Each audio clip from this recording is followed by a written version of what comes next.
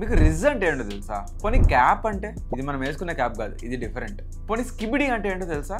అసలు ఏం మాట్లాడుతున్నారో నువ్వు అనుకుంటున్నారా? ఇది మన చుట్టూ ఉండే జెన్జీ రోజు మాట్లాడే భాషలో వాడే పదాలు. భాషలోనే కాదు, జెన్జీ వాళ్ళ ముందు జనరేషన్స్ కంటే చాలా విషయాల్లో డిఫరెంట్. వర్క్లో కొంచెం స్ట్రెస్ ఎక్కువైందనుకో రిజైన్ చేస్తారు. రిలేషన్షిప్ కొంచెం అన్హెల్దీగా అనిపించింది అనుకో బ్రేకప్ చెప్తారు. గవర్నమెంట్ వాళ్ళకి బ్యాడ్ అనిపించింది అనుకో గవర్నమెంట్ని దించేస్తారు. రీసెంట్గా నేపాల్లో ఏం జరిగిందో చూసాం. అక్కడ జెన్జీ చేసిన ప్రొటెస్ట్కి ప్రైమ్ మినిస్టరే రిజైన్ చేయాల్సి వచ్చింది. ప్రొటెస్ట్ చేయడమే కాదు, వాళ్ళు ప్రొటెస్ట్ చేసే విధానం కూడా డిఫరెంట్. అక్కడేమో అది చాలా సీరియస్ సిచ్యువేషన్, కానీ వాళ్ళు అది ఎలా ట్రీట్ చేస్తున్నారో చూడండి. ఇదని చూడండి, ఒక బిల్డింగ్ మీదకి ఎక్కి ఒక మీమ్ని రీక్రియేట్ చేస్తున్నాడు. ఈ అబ్బాయిని చూడండి, క్యాజువల్గా ఆర్మీ వెహికల్ కింద పడుకొని ఫోన్ వాడుతున్నాడు. ఇతనేమో అసలు భయమే లేకుండా ఆర్మీ ట్రక్కి ఎదురుగా వెళ్తున్నాడు. అసలు ఇంత సీరియస్ సిచ్యువేషన్లో ఎంత క్యాజువల్గా ఉన్నారు చూడండి. వాళ్ళ రైట్స్ కోసం పోరాడడాన్ని వాళ్ళు ఎంజాయ్ చేస్తున్నారు. కానీ ఈ జనరేషన్ జీ మీద మిగతా జనరేషన్స్ కంటే చాలా ఎక్కువ కంప్లైంట్స్ ఉన్నాయి. ప్రీవియస్ జనరేషన్స్ ఈ జెన్జీ చాలా లేజీ అని, చాలా రెక్లెస్ అని ఫీల్ అవుతారు. ఈ జెన్జీ వాళ్ళు లైఫ్లో చిన్న డిస్కంఫర్ట్ని కూడా హ్యాండిల్ చేయలేరు. ఏ చిన్న ఇబ్బంది వచ్చినా ట్రామా అంటారు. ఇంకా ఈ జెన్జీ పనిలో వాళ్ళ లేజీనెస్ని కవర్ చేసుకోవడానికి మెంటల్ హెల్త్ని సాకుగా వాడుకుంటారు అంటారు. అండ్ ఈ జెన్జీ వాళ్ళు రిలేషన్షిప్స్లో కూడా ప్రీవియస్ జనరేషన్స్ లాగా కమిటెడ్గా ఉండరు అన్న పర్సెప్షన్ ఉంది.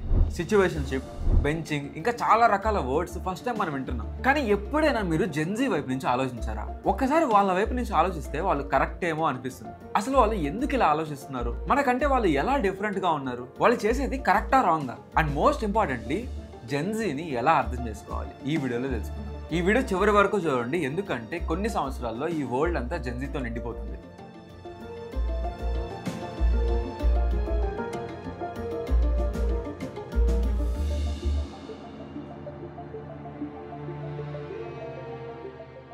చూడండి సార్, కేవలం 100 రూపాయల ఇండికేటర్ కోసం రచ్చ రచ్చ చేస్తున్నాడు.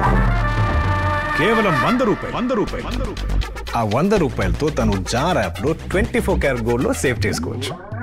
జార్ యాప్లో ఇలా 100 దాచుకొని ఈరోజు బైక్ నడిపేవాడు రేపు కార్ నడుపుతాడు. జార్ వాడింది సేవింగ్స్ పెంచండి. అసలు ఈ జెన్జీ అంటే ఎవరు? డెఫినేషన్ ప్రకారం అయితే 1997 నుంచి 2012 మధ్యలో పుట్టిన వాళ్ళని జెన్జీ అంటారు. కానీ ఇది ఒక సాలిడ్ డెఫినేషన్ గా తీసుకోలేం. లైక్ ఒక వ్యక్తి జెన్జీయా కాదా అన్నది వాళ్ళు పుట్టిన ఇయర్ కంటే వాళ్ళు పెరిగిన ఎన్విరాన్మెంట్ మీద ఎక్కువ డిపెండ్ అయి ఉంటుంది. ఫర్ ఎగ్జాంపుల్, మనలో చాలా మంది ఎస్పెషల్లీ తెలుగు స్టేట్స్లో 2000లో పుట్టిన వాళ్ళు కూడా వాళ్ళని వాళ్ళు జెన్జీగా ఐడెంటిఫై చేసుకోరు. వాళ్ళు బై డెఫినేషన్ జెన్జీయే కానీ మెంటల్లీ మాత్రం మిలీనియల్స్ లాగా బిహేవ్ చేస్తారు. మిలీనియల్స్ అంటే జెన్జీ ముందు జనరేషన్ అని. మీరు మెంటల్లీ జెన్జీయా లేకపోతే మిలీనియల్ అనేది కింద కామెంట్ చేయండి. సో ఈ జనరేషన్స్ ముందు జనరేషన్ కంటే ఎలా డిఫరెంటో చూద్దాం. ఫస్ట్, వాళ్ళు వర్క్ చేసే విధానం.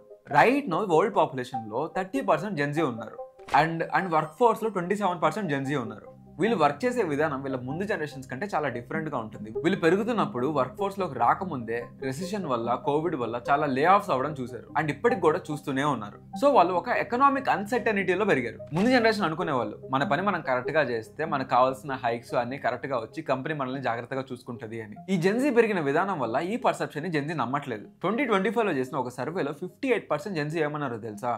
వాళ్ళు ఇప్పుడు చేస్తున్న జాబ్ని ఒక షార్ట్ టర్మ్ కమిట్మెంట్ గానే చూస్తున్నారు. దాన్ని లాంగ్ టర్మ్ లో కంటిన్యూ చేయాలనుకోవట్లేదు. ప్రతి 4 జెన్జీలో కేవలం 1 మాత్రమే వాళ్ళ జాబ్ని లాంగ్ టర్మ్ గా ట్రీట్ చేస్తున్నారు.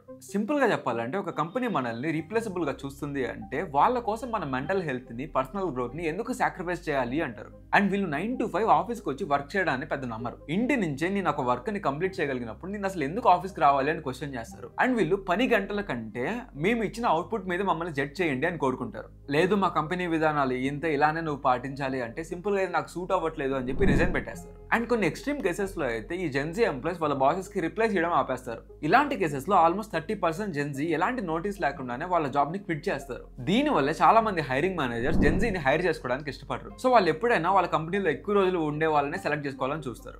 జెన్జీ కొన్నిసార్లు వాళ్ళ వర్క్ ని క్విట్ చేయకపోయినా క్వైట్ క్విట్టింగ్ అనే కాన్సెప్ట్ ని ఇంప్లిమెంట్ చేస్తారు. క్వైట్ క్విట్టింగ్ అంటే వాళ్ళు ఉన్న జాబ్ కి ఎంత అవసరమో అంత వరకే పని చేస్తారు. దానికి మించి 1 సెకండ్ ఎక్స్ట్రా టైం గానీ 1% ఎక్స్ట్రా ఎఫర్ట్ గానీ పెట్టరు. బేర్ మినిమం వర్క్ చేసి అక్కడ కంటిన్యూ అవుతారు. ఒక రకంగా చూస్తుంటే జెన్జీ చేసేది కరెక్టే అనిపిస్తుంది. వాళ్ళు చేసే వర్క్కి వాల్యూ లేనప్పుడు వాళ్ళు ఎందుకు వాళ్ళ టైంని ఇన్వెస్ట్ చేస్తారు? అండ్ ప్రీవియస్ జనరేషన్స్లో ఎంతమంది వాళ్ళ బాసుల దగ్గరికి వెళ్ళి నాకు ఈ వర్క్ వల్ల చాలా స్ట్రెస్గా ఉంది, దీన్ని తగ్గించండి, నా మెంటల్ హెల్త్ దెబ్బతింటుంది అని చెప్పగలుగుతారు? జెన్జీ అయితే చెప్పగలుగుతారు. జెన్జీ వర్క్ లైఫ్ని ఇలా చూస్తుంటే ఇంకా రిలేషన్షిప్స్ని ఎలా చూస్తారు? బేసికలీ జెన్జీ చాలా ఓపెన్గా ఉంటారు. వాళ్ళ ఫీలింగ్స్ గురించి కానీ, వాళ్ళ స్ట్రెస్ గురించి కానీ, వాళ్ళ ట్రామా గురించి కానీ దేన్నైనా వాళ్ళు ఓపెన్గా డిస్కస్ చేయగలుగుతారు. సో దీన్ని బట్టే వాళ్ళ రిలేషన్షిప్స్ని, ఫ్రెండ్షిప్స్ని చూసే విధానం కూడా ఉంటుంది. ఒక రిలేషన్షిప్లో అయినా, ఒక ఫ్రెండ్షిప్లో అయినా జెన్జీ అన్కంఫర్టబుల్గా ఫీల్ అయితే వెంటనే దాని నుంచి బయటికి రావడానికి వాళ్ళు ఏమి ఇబ్బంది పడరు. జెన్జీ వాళ్ళున్న రిలేషన్షిప్స్లో గ్రో అవ్వాలి అండ్ హ్యాపీగా ఉండాలి అని కోరుకుంటారు. ఒక రిలేషన్షిప్ కొంచెం టాక్సిక్ అయినా, వాళ్ళ పర్సనల్ గ్రోత్ ఆపేస్తున్నా వాళ్ళు దాంట్లో కంటిన్యూ అవ్వడానికి ఇష్టపడరు. రీసెంట్గా టిండర్ ఇండియాలో చేసిన సర్వేలో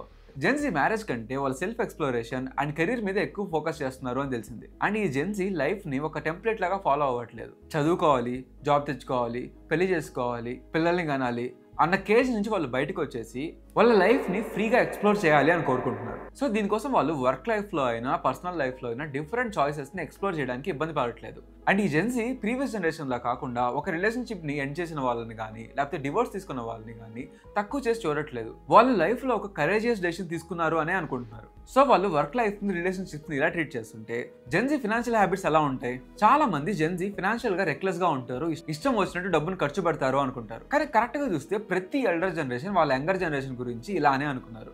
ఇందాక చెప్పినట్టు జెన్జీ రెసెషన్, కోవిడ్-19 లాంటి ఎకనామిక్ అన్సర్టనిటీస్ మధ్యలో పెరిగారు. సో వీళ్ళకి మిగతా జనరేషన్తో పోలిస్తే మనీ మీద డిఫరెంట్ పర్స్పెక్టివ్ ఉంటుంది. జెన్జీ బడ్జెటింగ్ని కానీ, సేవింగ్ హ్యాబిట్స్ని కానీ సైకలాజికల్గా హ్యాపీగా ఉండడానికి ఒక టూల్గా చూస్తారు. నా చేతిలో కానీ మనీ ఉంటే ఎలాంటి స్ట్రెస్ తీసుకోకుండా నాకు నచ్చినట్టు నేను ఉండొచ్చు, నాకు నచ్చింది నేను తీసుకోవచ్చు అనే దాంట్లో ఉంటారు. అలా అని ప్రీవియస్ జనరేషన్ లాగా ఈ రోజుని సాక్రిఫైస్ చేసి రేపటి కోసం సేవ్ చేయరు. ఈ జెన్జీ రెండింటిని బ్యాలెన్స్ చేయడానికి చూస్తారు. ఎందుకంటే వీళ్ళు కోవిడ్-19 లాంటి వాటిని చూశారు కదా, మనిషి ఎప్పుడు పోతాడో తెలియదు. సో ఉన్న కొన్ని రోజులు లైఫ్ని ఎక్స్పీరియన్స్ చేస్తూనే ఫ్యూచర్ కోసం కూడా సేవ్ చేసుకోవాలి అన్న మైండ్ సెట్తో వీళ్ళు ఉంటారు. ఇండియాలో జెన్జీ ప్రీవియస్ జనరేషన్స్తో పోలిస్తే ఎక్కువ ఖర్చు పెడుతున్నాయి, కానీ వాళ్ళు తెలివిగా ఇన్వెస్ట్మెంట్ కూడా చేస్తున్నారు. అండ్ వీళ్ళు మనీ మేనేజ్మెంట్ కోసం కూడా ట్రెడిషనల్ వేస్ పక్కన పెట్టి టెక్నాలజీని కూడా యూస్ చేస్తున్నారు. వీళ్ళది ఆల్మోస్ట్ క్యాష్లెస్ జనరేషన్. వీళ్ళు హ్యాండ్ క్యాష్ని వాడడం చాలా తక్కువ. టోటల్ ఇన్వెస్ట్మెంట్ కానీ, సేవింగ్స్ కానీ అంతా డిజిటల్గానే జరుగుతున్నాయి. డిజిటల్ సేవింగ్స్ అంటే గుర్తొచ్చింది, మీకు దుల్కర్ సల్మాన్ ఒక సేవింగ్స్ యాప్ గురించి చెప్పాలంటే ఒకసారి చూడండి. బాబు, సడన్ గా నీ బైక్ పాడైపోతే రిపేర్కి డబ్బులు ఉన్నాయా? మంత్ ఎండ్లో నీకు బాగా లేకుండా వస్తే నీ మెడిసిన్స్కి డబ్బులు ఉన్నాయా? నువ్వు ఎమర్జెన్సీస్ రాకుండా ఉండడానికి నువ్వేమైనా లక్కీ రాసుకోవాలనుకుంటున్నావా? అందుకే ఇప్పుడే జార్ యాప్ డౌన్లోడ్ చేసి 24 క్యారెట్ గోల్డ్లో నీ మనీని సేవ్ చేయడం స్టార్ట్ చేయి. ఎమర్జెన్సీస్లో పనికి వస్తుంది. ఇంకేం చేస్తున్నావు? ఓ వెళ్ళి డౌన్లోడ్ చేయి. సో మళ్ళీ వీడియోలోకి వస్తే ఈ జెన్జీ స్పెండింగ్లో కూడా ఒక ఎక్స్పీరియన్స్ కావాలని చూస్తారు. ఫర్ ఎగ్జాంపుల్ ఇంతకుముందు జనరేషన్స్లా కాకుండా వాళ్ళు బ్రాండ్ కంటే ఒక ప్రోడక్ట్ వాళ్ళకి ఇచ్చే ఎక్స్పీరియన్స్ మీదే వాళ్ళు ఇన్వెస్ట్ చేయడానికి చూస్తారు. అండ్ మిగతా జనరేషన్స్తో పోలిస్తే ఫైనాన్షియల్ హ్యాబిట్స్తో జెన్జీ ఎక్కడ డిఫర్ అవుతారో తెలుసా? వాళ్ళు వాళ్ళ ఫైనాన్షియల్ హ్యాబిట్స్ గురించి బయటికి చెప్పడంలో.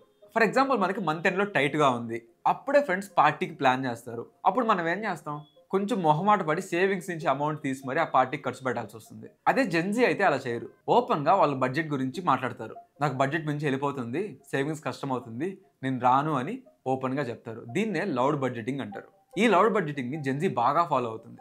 అండ్ ఆల్సో ప్రీవియస్ జనరేషన్స్ కంటే చాలా తెలివిగా వాళ్ళ మనీని వాళ్ళు చాలా రీసెర్చ్ చేసి మరీ ఇన్వెస్ట్ చేస్తున్నారు. సో సింపుల్గా చెప్పాలంటే వాళ్ళు వెల్త్ని బిల్డ్ చేసుకుంటున్నారు, సేవ్ చేసుకుంటున్నారు, అండ్ ఆల్సో లైఫ్ని కూడా ఎక్స్పీరియన్స్ చేసుకుంటున్నారు. సో ఇప్పుడు మీకు బేసిక్గా జెన్జీ వర్క్లో, లైఫ్లో అండ్ మనీ విషయంలో ఎలా ఆలోచిస్తారో అర్థమైంది. సో ఇప్పుడు కొన్ని సంవత్సరాల ముందుకి టైం ట్రావెల్ చేసి జెన్జీతో ఉన్న మన వరల్డ్ ఎలా ఉండబోతుంది అని ఆలోచిద్దాం. ఎందుకంటే ఫ్యూచర్లో వాళ్ళే ఫాదర్ అండ్ మదర్గా ఉంటారు, టీచర్స్గా ఉంటారు, పాలిటీషియన్స్గా ఉంటారు, డాక్టర్స్గా ఉంటారు. ఇప్పుడున్న వర్క్ ఎన్విరాన్మెంట్ చాలా చేంజ్ అయిపోతుంది. 9 to 5 వర్క్ చేయాలి అన్న పద్ధతి ఎండ్ అయిపోవచ్చు. అండ్ మోస్ట్ ఇంపార్టెంట్లీ వాళ్ళు వర్క్ చేస్తున్న కంపెనీ కూడా ఎథికల్గా ఉందా లేదా వాళ్ళు చూస్తారు. And most of the Gen Z జీవితాంతం ఎంప్లాయీస్గా ఉండాలనుకోవట్లేదు. వాళ్ళు ఖచ్చితంగా గ్రో అయ్యి ఆంటర్ప్రినర్స్ అవ్వాలి అని చూస్తారు. వాళ్ళకంటూ ఓన్గా ఏదో ఒకటి బిల్డ్ చేసుకోవడానికి స్టార్టింగ్లో వర్క్ చేయాలి అని కోరుకుంటున్నారు. అండ్ ఫ్యామిలీస్ అండ్ రిలేషన్షిప్ విషయంలో చాలా కొత్త సోషల్ నార్మ్స్ రావచ్చు. ఇప్పుడున్న జనరేషన్ కంటే లేట్గా మ్యారేజ్ చేసుకోవచ్చు. ఇప్పుడున్న పద్ధతుల కంటే వాళ్ళ పార్ట్నర్తో వాళ్ళకున్న కంపాటబిలిటీకి వాళ్ళు ఎక్కువ ఇంపార్టెన్స్ ఇస్తారు. ఫిజికల్ హెల్త్కి ఎంత ఇంపార్టెన్స్ ఇస్తున్నారో వాళ్ళ మెంటల్ హెల్త్కి కూడా అంతే ఇంపార్టెన్స్ ఇస్తారు. వాళ్ళ పిల్లల్ని పెంచే విధానం కూడా డిఫరెంట్గా ఉంటుంది. వాళ్ళ పిల్లల్ని కన్జర్వేటివ్గా పెంచకుండా క్వశ్చన్ చేసే విధానాన్ని ఎంకరేజ్ చేస్తారు. అండ్ బిజినెస్ విషయానికి వస్తే ఈ జెన్జీ ఆలోచించే విధానం వల్ల టోటల్ మార్కెట్ విధానమే చేంజ్ అయిపోవచ్చు. జెన్జీకి రిచ్ అంటే వెల్త్ని సంపాదించడం కాదు, ఆ వెల్త్తో లైఫ్ని ఎంజాయ్ చేయడం కూడా. సో ఈ ఫిలాసఫీకి అనుగుణంగానే ఫ్యూచర్లో బిజినెస్లు అన్నీ ఉండబోతున్నాయి. అండ్ మోస్ట్ ఇంపార్టెంట్లీ ఈ జెన్జీ వాళ్ళ లీడర్స్ని ఎన్నుకునే విధానం కూడా ఇప్పుడున్న జనరేషన్స్ కంటే మారుతుంది. మిగతా జనరేషన్స్తో పోలిస్తే జెన్జీకి వాళ్ళకున్న రైట్స్ మీద చాలా అవగాహన ఉంది. గవర్నమెంట్ ఏమాత్రం వాళ్ళ రైట్స్ మీదకి వచ్చినా ఈజీగా వాళ్ళ మీద తిరగబడగలరు. అండ్ ముందు జనరేషన్స్తో పోలిస్తే ఎన్విరాన్మెంట్ మీద, సస్టైనబిలిటీ మీద జెన్జీకి ఎక్కువ అవగాహన ఉంది. వాళ్ళు దానికి ఎక్కువ ఇంపార్టెన్స్ ఇస్తారు.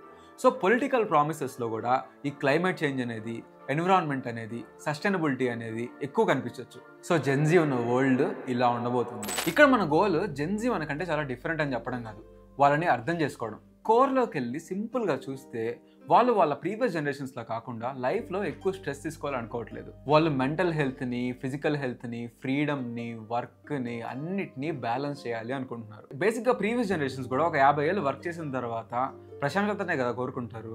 ఒకవేళ నువ్వు 50 ఏళ్ళు బతకకపోతే ఇలా ఈ జెన్జీ ఆలోచిస్తారు.